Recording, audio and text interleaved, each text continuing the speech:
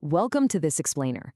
Today, we're diving into a really resonant philosophy, living authentically by stripping away all those societal labels and expectations we just kind of accumulate over a lifetime. You know that first question you almost always get asked at a party, right? So, what do you do? We're basically hardwired to answer with our job titles. But if you've ever felt completely buried under the weight of those daily expectations, or found yourself wondering who you really are when the workday is finally done, well, this is exactly what we need to unpack. So let's kick things off with a pretty profound question, one that totally challenges how we defined our everyday existence. Who are you underneath it all if you strip away your job title and your societal roles? It's kind of jarring to think about, isn't it? In modern society, we've gotten so used to introducing ourselves by what we do for a living, rather than who we actually are as human beings. But the source material we're looking at today challenges us to look way past those surface-level descriptions and dig a whole lot deeper. Which brings us to Section 1, the masks we wear, separating identity from our daily functions. Because honestly, every single day, we are juggling just an exhausting lineup of roles. You might wake up as a parent, commute as a citizen, step into the office as an employee or a leader, and then wrap up the day as a friend or a student. And look, while every single one of these functions is absolutely crucial to a healthy, functioning society, the text warns us that the real trouble starts when we become so intensely attached to these masks that we literally forget our true identity. It is so easy to get completely lost in the script of being the perfect employee or the flawless parent. We start buying into this idea that if we fail at the role, we're failing as a person. But actually, the reality is, these roles are just the vehicles we use to navigate the world. They aren't the driver. You are. Moving on to Section 2, circumstances versus choices, or what we are given versus what we create. You see, we often confuse what we're simply handed with who we actually are. Think about our circumstances for a second, the body we're born with, our social status, our wealth, our profession. We merely receive these things. They are not achievements that define our fundamental worth as people. Yet, think about how much time and energy we spend just obsessing over them. But then, look at our choices, our character, our integrity, our compassion, honesty, and our core values. The source makes a brilliant point here. These are entirely our responsibility to cultivate. This is where your actual power lies. You might not have a say in your given circumstances, but those choices, those internal qualities, they are 100% up to you. This leads us right into Section 3, finding real freedom, letting go of the need to impress. Because real freedom really only arrives when we finally stop pretending. Let's think about external validations for a moment.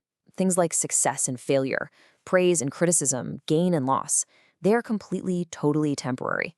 They fluctuate day by day, sometimes even hour by hour, and they end up trapping you on this exhausting emotional roller coaster.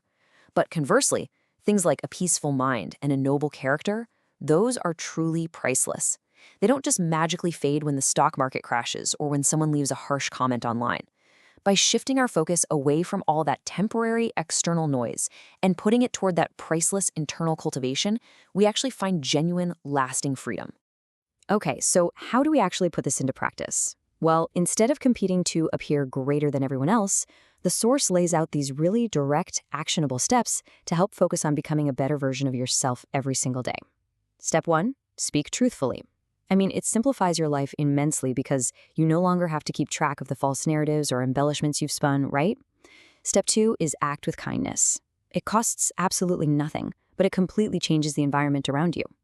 Step 3, fulfill your duties sincerely. This means doing the work not for the applause or the promotion or the recognition, but simply because it's the right thing to do. And finally, Step 4, remain humble regardless of your achievements. It's such an incredibly grounding checklist.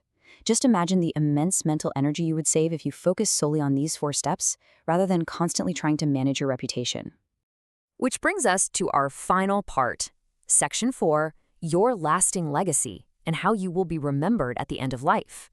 Now, this one really hits home, doesn't it? It forces us to confront the reality that true success simply isn't measured by possessions or titles. The text gently reminds us that at the end of the line, people are going to completely forget what we owned or what positions we held. The corner office, the fancy car, the impressive job title, none of it makes the final cut in the story of your life.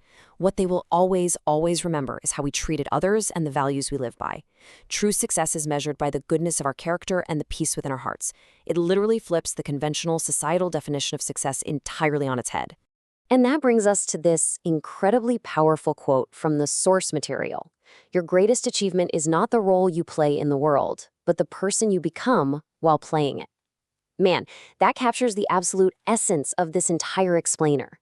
Internal cultivation will always, without a doubt, eclipse external validation. The role is just a stage, and you are the actor. We must never, ever confuse the costume we put on for work with the human soul that actually animates it. So, as we wrap up, I really want to challenge you with a final thought to carry into your everyday life. And I want you to think about this completely independent of whatever titles you currently hold. How will you measure your own success today based on the goodness of your character? Will it be by how much patience you showed a frustrated colleague? Or maybe how truthfully you navigated a really difficult conversation?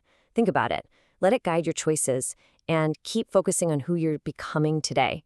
Thanks so much for joining me for this explainer and keep learning.